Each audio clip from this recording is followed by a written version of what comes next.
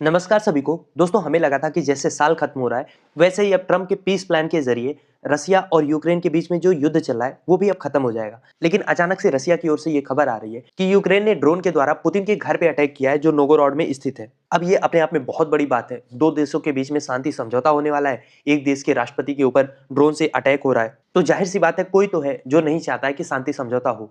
अगर हम रसिया का वर्जन माने तो रसिया कह रहा है कि भाई पुतिन के ऊपर अटैक हुआ है और हम इसका बदला लेंगे। वहीं यूक्रेन की माने, जेलेंस्की की माने तो वो कह रहे हैं कि ये अटैक दरअसल फैब्रिकेटेड है, मनगढ़ंत है। उनका तर्क है कि यूक्रेन के पास इतने रिसोर्सेस ही नहीं है कि वो पुतिन के घर तक पहुंच सके, जिसकी सुरक्षा अभेद मानी जाती है। जेलेंस्की का कहना है कि पुतिन ने ये हमला खुद कराया है ताकि यूक्रेन के ऊपर जो वो बड़ा हमला करेंगे उसको जस्टिफाई कर सके। तो आरोप दोनों तरफ से लग रहे हैं। अगर हम जेलेंस्की की बात सच मान लें तो रसिया को इस अटैक से, खुद पे अटैक कराने से क्या फायदा होगा? तो सबसे पहली बात ये कि अब कल को अगर रसिया बड़ा अटैक करता है यूक्रेन के ऊपर, तो वो उसको एक तरीके से रिटेलिएशन बताएगा जो पुतिन के ऊपर अटैक हुआ था। और हर अटैक के बाद क्या हो रहा है, रसिया यूक्रेन का एक बड़ा हिस्सा कब्जा कर ले रहा है, और जितने को कब्जा कर ले रहा है, पीस डील में उस पे तो बात होने से रही। तो शायद पुतिन को ये लग रहा होगा कि पीस डील हो, इससे पहले जितना ज्यादा से ज्यादा हो सके यूक्रेन के हिस्से को कब्जा कर ले। उस स्ट्रेटजी के तहत ये अटैक कराया गया होगा। अब इसका दूसरा पहलू देखते हैं। अगर ये अटैक जेलेंस्की ने कराया है तो इसमें जेलेंस्की को क्या फायदा है? सबसे पहली बात तो ये कि ट्रम्प के पीस प्लान में ये भी लिखा है कि जैसे ही पीस डील साइन होती है, युद्ध खत्म होता है, 1 महीने के भीतर यूक्रेन में चुनाव कराया जाएगा। अब हो सकता है जेलेंस्की के अंदर इनसिक्योरिटी हो कि कहीं चुनाव वो हार ना जाए, युद्ध जितना लंबा जाएगा सत्ता उनके पास रहेगी।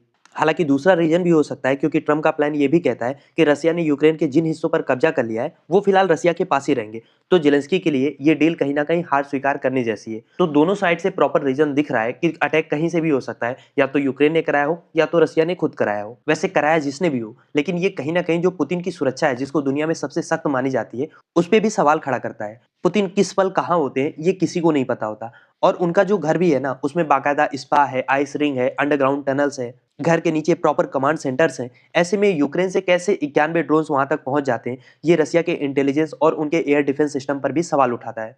खैर, तो बॉटम लाइन ये है कि अगर नए साल में 2026 में ये युद्ध रुकता नहीं है और लंबा खिंचता है, तो किसी भी पॉइंट पे कोई मिस कैलकुलेशन हो सकती है जो न्यूक्लियर वार शुरू कर सकती है। इसके अलावा लगातार तेल और गैस की कीमतें बढ़ती जाएंगी। खैर, अब मेरा सवाल आपसे ये है कि आपको क्या लग रहा है, क्या जेलेंस्की ने वाकई में पुतिन को उकसाया है, या रसिया खुद ये युद्ध खत्म नहीं करना चाहता इसीलिए अपने ऊपर ये अटैक कराया है? क्या लगता है आपको? लिखिए अपनी राय कमेंट बॉक्स में।